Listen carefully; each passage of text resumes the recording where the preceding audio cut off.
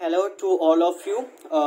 So today I am going to make my video on basic concepts of income tax. As you know कि मैंने पहले भी videos डाली हुई है रेजिडेंशियल स्टेटस की एंड सैलरी पे कुछ वीडियोस मैंने अपनी यूट्यूब पे डाली हुई हैं.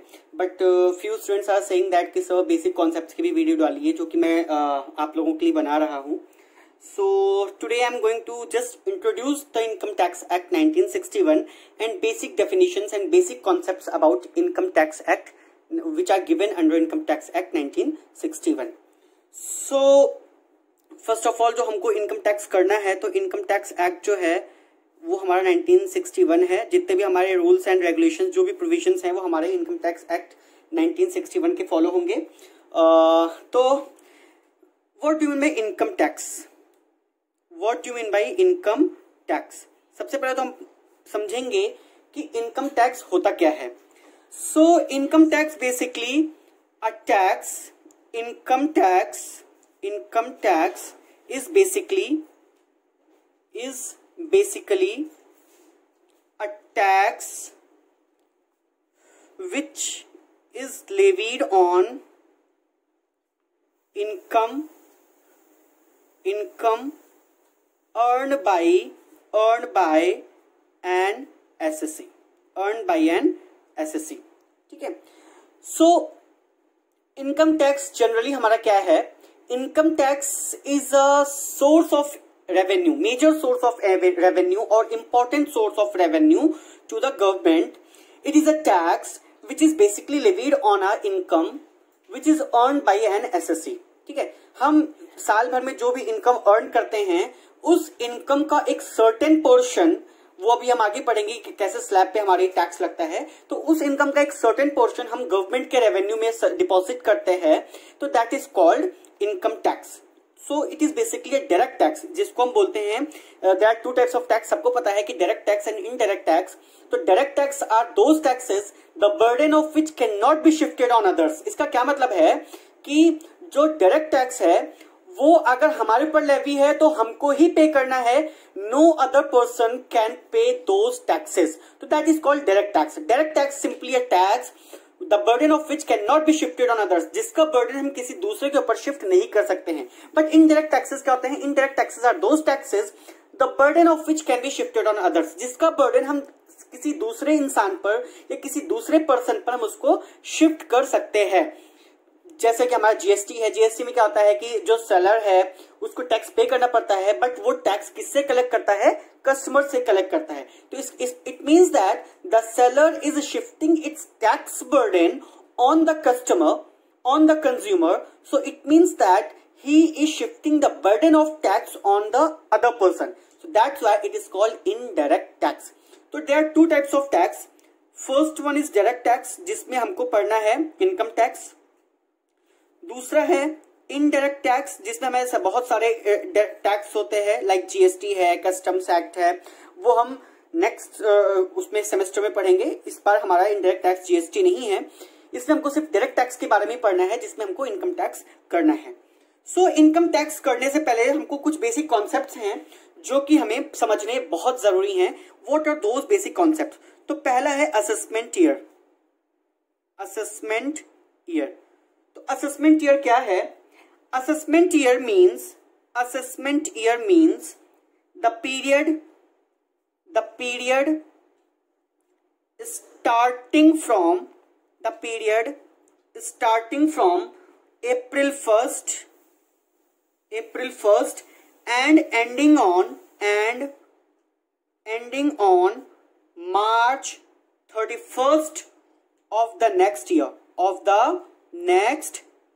इसका क्या मतलब है कि असेसमेंट ईयर जो है it is a period of 12 months. कितने महीनों का पीरियड है? 12 मंथ्स का एक पीरियड है विच starts from 1st of April and ends on 31st March of the next year.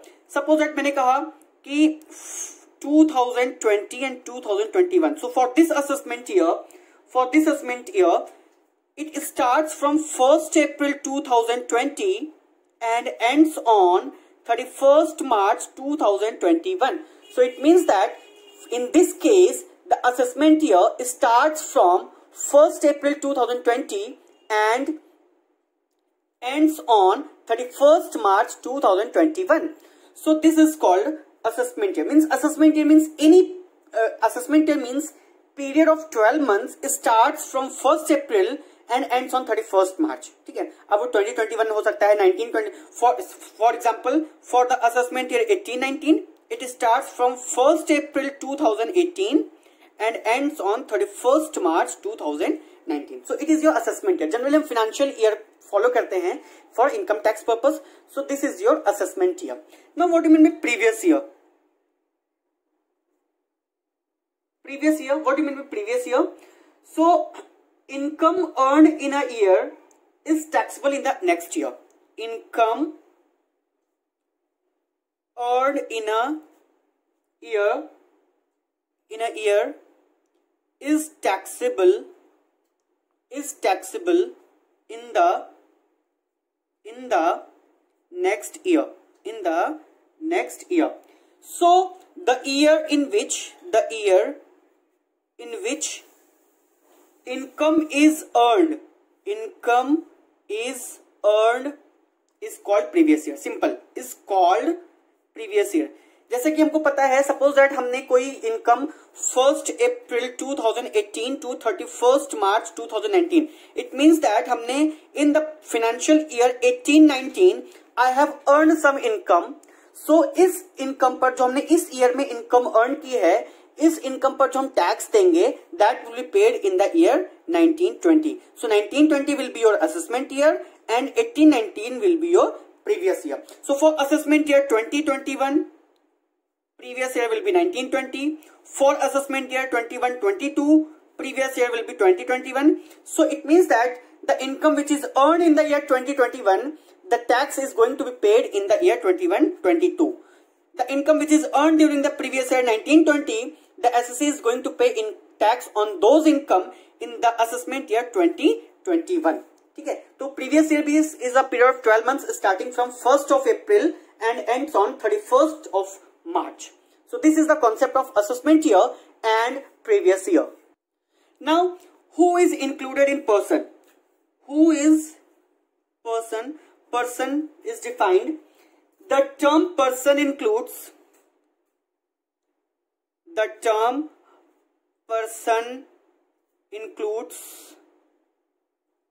an individual. It is an inclusive definition. It includes an individual. It includes Hindu undivided family, HUF. It includes a company. It also includes a firm. It also includes an association of person, body of individual, whether incorporated or not. It also includes local authority. It also includes every artificial judicial person not falling within any of the preceding categories. So the term person is an inclusive term. It includes all the given persons. Like person include individual like me and you, Hindu undivided family, company, firm, association of person and body of individual, local authority, etc.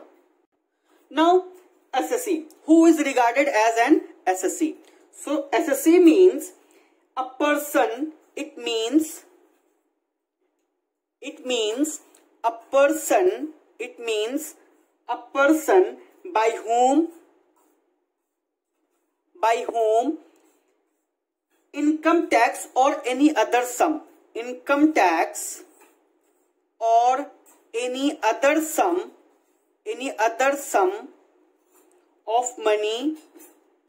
of money is payable under the act. It means that a person by whom income tax or any other sum of money is payable under that.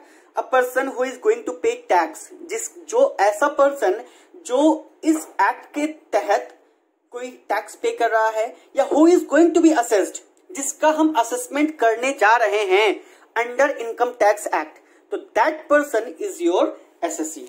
ठीक है, तो that person is your assessee. Now gross total income, gross total income, these are the basic concepts जो कि हमको जानने हैं gross total income. ठीक है, तो ग्रॉस टोटल इनकम क्या है, जैसे कि हमको पता है कि जो भी इनकम टैक्स एक्ट है, इनकम टैक्स एक्ट 1961 में जो हमारी इनकम है that is calculated under 5 heads, वो हम 5 हेड्स के अंडर कैलकुलेट करते हैं। So as per section 14, as per section 14, income of a person, income of a person is computed under following 5 heads, following 5 heads। मैंने पहले भी बता रखा है कि जो भी हमारी इनकम हम कैलकुलेट करते हैं अंडर इनकम टैक्स एक्ट 1961, वो हम 5 हेड्स में कैलकुलेट करते हैं। पहला क्या है, salaries income, income from salaries. दूसरा है income from house property, like letting up of house property, income from house property. अभी आगे इसको हम डीपली पढ़ेंगे कि अलग अलग हेड्स ऑफ इनकम हम कैसे कैलकुलेट करते हैं। तीसरा है PGBP, means profits and gains from business और प्रोफेशन। चौथा है कैपिटल गेन, कैपिटल गेन। पांचवा है हमारा इनकम फ्रॉम अदर सोर्सेज, जिसको हम रेजिडुअल हेड भी बोलते हैं, income from other sources, means those income जो इन चारों कैटेगरी में नहीं फॉल करते हैं, तो वो कहां पे फॉल करते हैं, इनकम फ्रॉम अदर सोर्सेज में फॉल करते हैं। तो ये हमारे 5 हेड्स ऑफ इनकम है जिसमें से हम ग्रॉस टोटल इनकम को कैलकुलेट करते हैं। तो gross total income is simply the summation of income from all these 5 heads. ये जो हमारे 5 हेड्स हैं, इन ऑल 5 हेड्स में से जो हम इनकम कैलकुलेट करते हैं, तो that is your gross total income. ठीक है, तो अब देखो फॉर्मेट क्या है ग्रॉस टोटल इनकम को कैलकुलेट करने का। तो फॉर्मेट, मैं तुमको फॉर्मेट बता देता हूं कि फॉर्मेट क्या है। फॉर्मेट में फर्स्ट ऑफ ऑल हमको यहां पे कैलकुलेट करना है computation of total income of SSC का नाम for the assessment year 2020 and 2021. So computation of total income of Mr. X, या name of SSC will be written here for the assessment year 2021. So for that, first very head is income from salary. Income from salary will be computed. Income from salary will be computed in the following manner. ठीक है, first of all basic salary, then you have to write allowances, taxable allowances, ये अभी हम deeply आगे पढ़ेंगे। Income from head salary. Now taxable perquisites, all perquisites will be written here, perquisites will be written here. After that, this will be your, the sum total of these will be gross salary, from gross salary you have to give deductions under section 16, जो कि जिसमें standard deduction है, then entertainment tax है, then professional tax है। तो that will be your net salary, so this is your income from first head salary. फिर second head income from house property, in that case net annual value will, first of all you have to find out net annual value. How it will be find out, हम इसको बाद में discuss करेंगे कि net annual value को हम पता कैसे करते हैं। इट इज डिफरेंट थिंग, इसको हम हाउस प्रॉपर्टी वाले चैप्टर में डीपली करेंगे। उसमें से हमें लेस करना है डिडक्शंस अंडर सेक्शन 24, जो भी डिडक्शंस होंगे उसको हम डिडक्शंस देंगे। तो that will be your income from house property, इसी तरह से फिर थर्ड सोर्स ऑफ इनकम है पीजीबीपी, उसको कैलकुलेट करेंगे। फिर उसके बाद हमारा फोर्थ है कैपिटल गेन के डिडक्शंस दिए हैं अंडर सेक्शन 54। फिर फिफ्थ हेड है इनकम फ्रॉम अदर सोर्सेज को हम फाइंड आउट करेंगे। तो जब सारे हेड्स हमारे आ जाएंगे, ये income from salary, income from house property, profits and gains from business और profession, income from capital gains and income from other sources. तो इन पांचों हेड्स को जब मैंने ऐड किया, तो ऐड करने के बाद हमारा क्या आया, ग्रॉस टोटल इनकम, जीटीआई, जिसको हम बोलते हैं जीटीआई। फिर ग्रॉस टोटल इनकम में से we have to give certain deductions which are given under section 80C to 80U। इसको भी हम आगे डीपली करेंगे। सेक्शन 80C से 80U तक में जितने भी डिडक्शंस हैं उसको हम देंगे। तो उसके बाद हमारा आ जाएगा नेट इनकम। नेट इनकम जिसको हम टैक्सेबल इनकम भी बोलते हैं। नेट इनकम आने के बाद you have to calculate tax liability. Tax liability calculate करना है, ठीक है। तो टैक्स इस पे हमको कैलकुलेट करना है टैक्स लायबिलिटी। तो टैक्स लायबिलिटी हम बताएंगे कि टैक्स लायबिलिटी कैसे कैलकुलेट करते हैं, उसके लिए हमको स्लैब लगाना है, ठीक है। फिर उसके बाद अगर कोई मार्जिनल रिलीफ है अंडर सेक्शन 87A उसको हम देंगे, ठीक है। तो टैक्स लायबिलिटी आ गई। सपोज टैक्स लायबिलिटी भी हम कैलकुलेट करेंगे, बताएंगे कैसे, will discuss letter. Will discuss letter, बाद में हम डिस्कस करेंगे कैसे।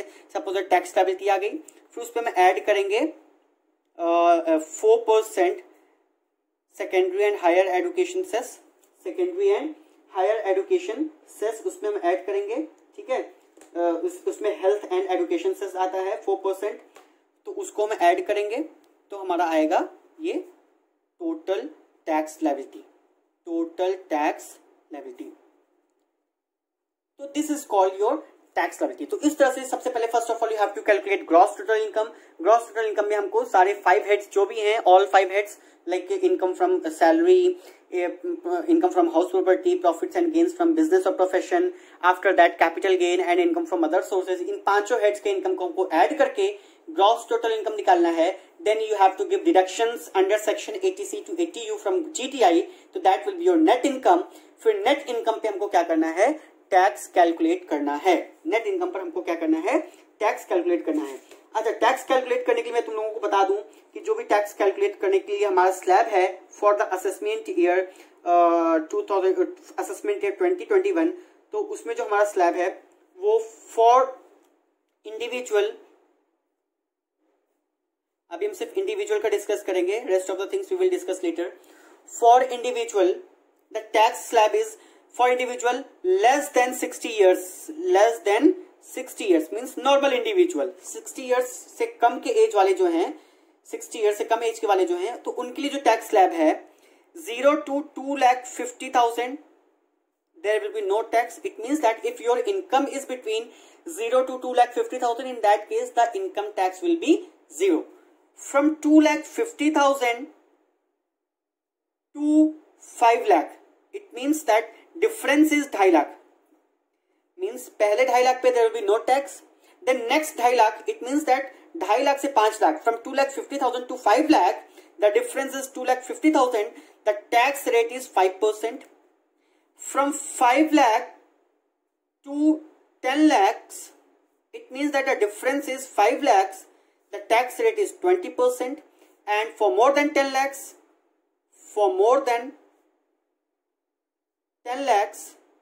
the tax rate is 30%. So it means that there will be on first 2.5 lakh, tax will be nil. Then next 2.5 lakh, the tax will be 5%, means 12,500. 5% of 2.5 lakh. After that, for next 5 lakhs, the tax will be 1 lakh, means 20% of 5 lakh, it will be 1 lakh. And then next, more than 10 lakhs per, there will be 30% tax rate. There will be 30% tax rate. Take a simple example. हम छोटा सा एक example लेते हैं. Suppose that the income of an SSC, income of Mr. X, जिनकी as 48 years है, Mr. X, whose age is 48 years, is 14 lakh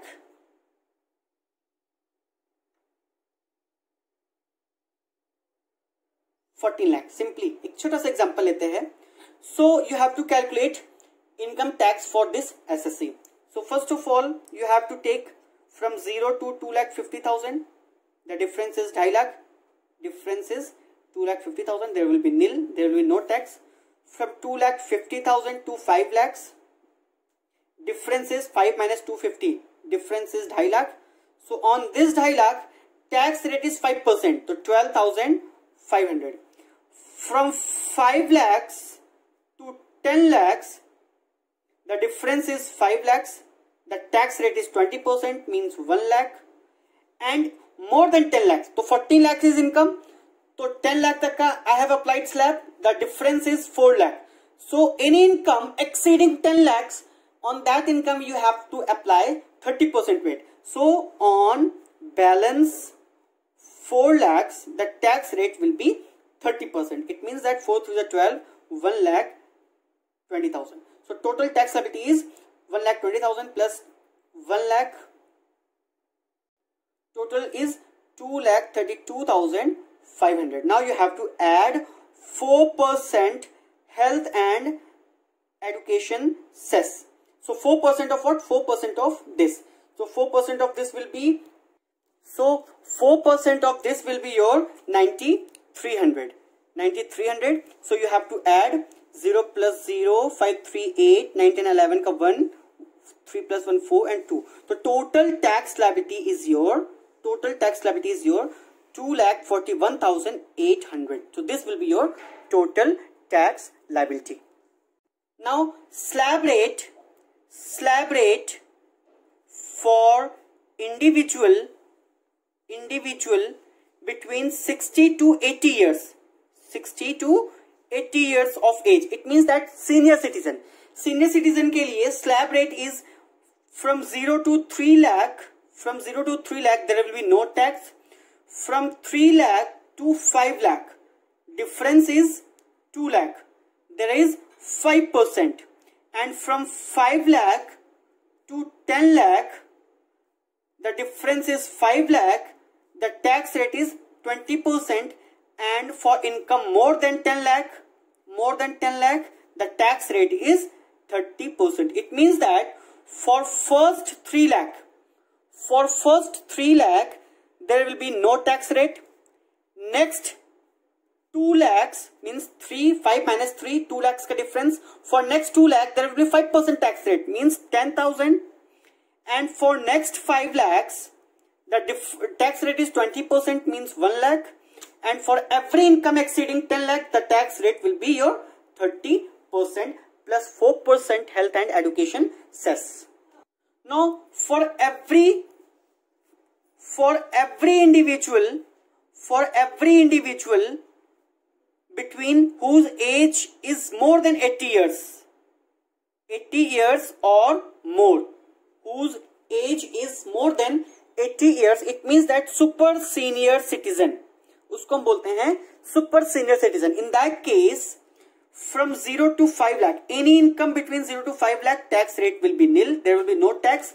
from 5 lakh to 10 lakhs, the income tax rate is 20%. And for every income exceeding 10 lakhs and more, the tax rate is 30%. It means that the difference is 5 lakh. So it means that in case of super senior citizen on income first 5 lakh, there will be no tax. Income first 5 lakh, there will be no tax. पहले 5 लाख पे कोई भी tax नहीं देना. क्यों? क्योंकि उसका 0 से 5 लाख तक की सारी इनकम क्या है? टैक्स फ्री है in case of super senior citizen. Next 5 lakh means 5 lakh से 10 लाख के बीच का डिफरेंस कितना है? 5 lakh. In that case next 5 lakh पे 20% tax rate is there. It means that 1 lakh. And for every income exceeding 10 lakh, there will be 30% tax rate. 10,000 plus 30% of income exceeding 10 lakh. So this is the tax slab जो कि हमको आगे सारे question में follow करना है. ये हमारा क्या है? टैक्स स्लैब है. आज के इस वीडियो में हम इतना ही रखते हैं. ये हमारा बेसिक कॉन्सेप्ट था जो कि हमको जानना बहुत जरूरी था before studying income tax. Before knowing about income tax act, you should know these basic concept जो कि मैंने आज डिस्कस किया है कि एसएससी क्या है, प्रीवियस ईयर क्या है, असेसमेंट ईयर क्या है, टैक्स स्लैब हमको कौन सा फॉलो करना है, क्योंकि हर साल के लिए टैक्स स्लैब अलग अलग होता है. तो फॉर दिस असेसमेंट ईयर 2021 जो इंडिविजुअल का टैक्स स्लैब है वो जो अभी हमने डिस्कस किया वही टैक्स स्लैब हमको क्या करना है? फॉलो करना है. आज के लिए इस वीडियो में इतना ही. नेक्स्ट वीडियो में we will discuss about section 5 that is incidence of tax on the basis of residential status. Residential status which is in under section 6 वो हमने ऑलरेडी डिस्कस कर लिया हुआ है, उसकी वीडियो मेरी अवेलेबल है मेरे चैनल पर। इसके अलावा सेक्शन 5 जो हमारा रिमेनिंग है उसकी वीडियो में नेक्स्ट वीडियो में मैं डिस्कस करूंगा। Thank you and have a good day.